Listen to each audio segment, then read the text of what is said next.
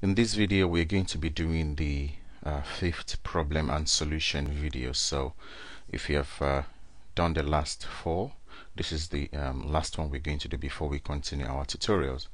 So here we want to write a program to take an order for a computer system. The basic cost of the computer system is $249 dollars or pounds. The user then has the choice to choose between a 21 inches screen, which costs $79, or a 27 inches screen at a cost of $139. The options that are available for the user to choose is a printer or a DVD writer. The program should allow the user to select these extras and then display the final cost to the user. So what I've done is I've actually created a small part of the program. I've written the small part of the program, and then I'll leave the rest of the program for you to write. It's actually very simple program to create once you know what you're doing. So this is how I have started the program. So initially I welcome them to the PC store. This is like a terminal. So the base cost of this system is $249.99. Would you like? So is when they get to the terminal, it's gonna say, it's gonna welcome them to the store, and it's gonna say the base system is $249. Would you like to add a monitor? Enter Y or N for yes or no. So then I've declared three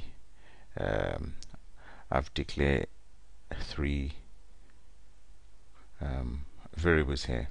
One for the response that we're going to get back from the user, one is for the monitor option, and the last one, which is a float, is for the total cost.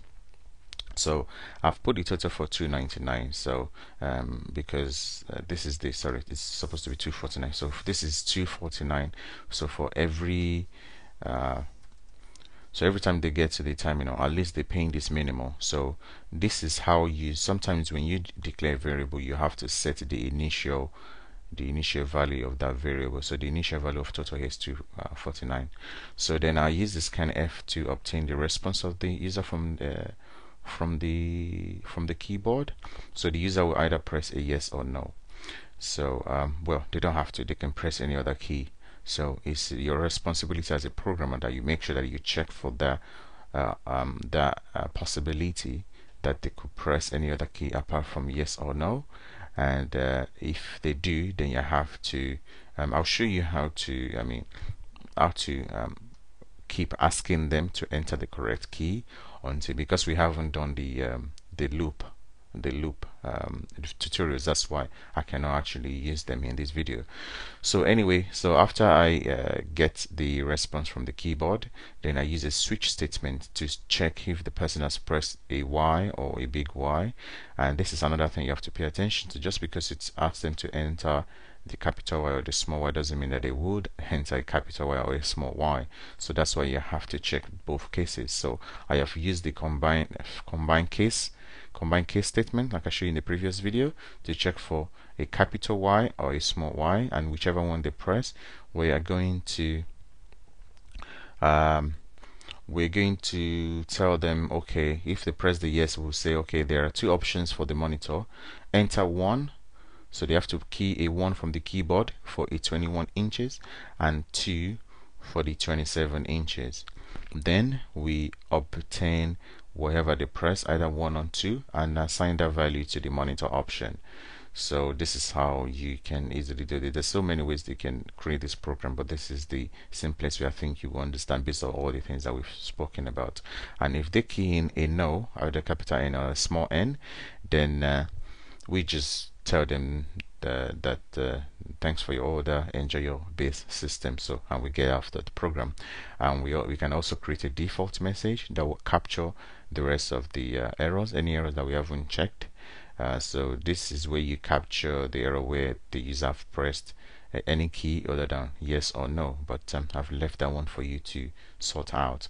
So what happens is, now if the person has pressed yes, this case will be executed, and once it's executed, the person will now enter 1 or 2 for the monitor option, then they will jump to the next switch statement. Remember, your program jump from one place to the next depending on the condition that has been met. So now we want to check for this switch statement for the monitor option. So case 1, if the user has keyed in 1, then we want to thank them for choosing the 21 inches, and we've added the 21 inches to the order. The monitor cost is £79. So now remember, we are actually calculating the total, and we have to display that to the user.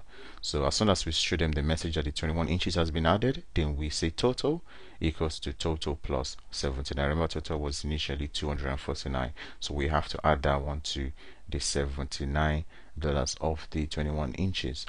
Then we display the message. The total of your order is now %F for the float. Remember this placeholder for the variable total.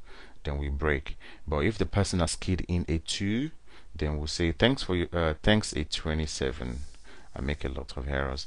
Thanks a 27 inches has been added to your order. The monitor cost is, this one is supposed to be 139 or 159. It doesn't really matter anyway. You get the idea.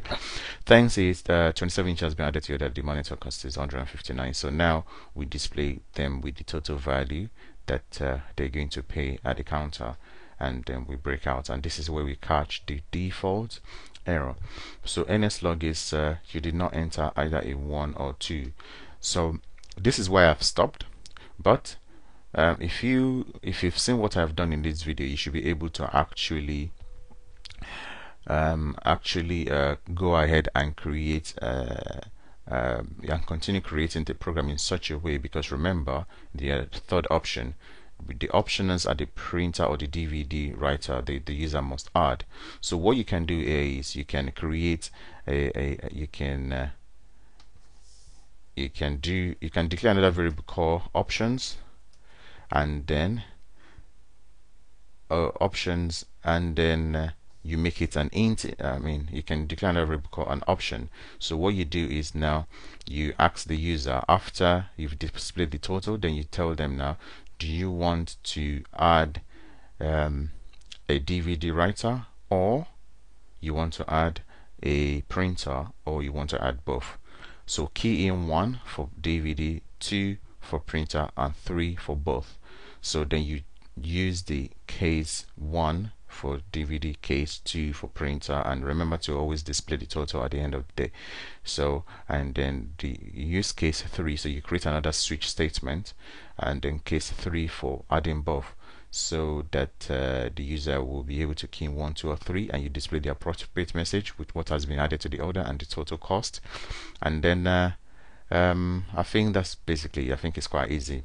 Based on what I've done here, you should be able to complete the rest of the program. So go ahead and complete the rest of the program, and if you have any question, you can always hit me up in the comment section. I hope this is very clear to you. It's actually a very simple program, and I will see you in the next video. Thank you.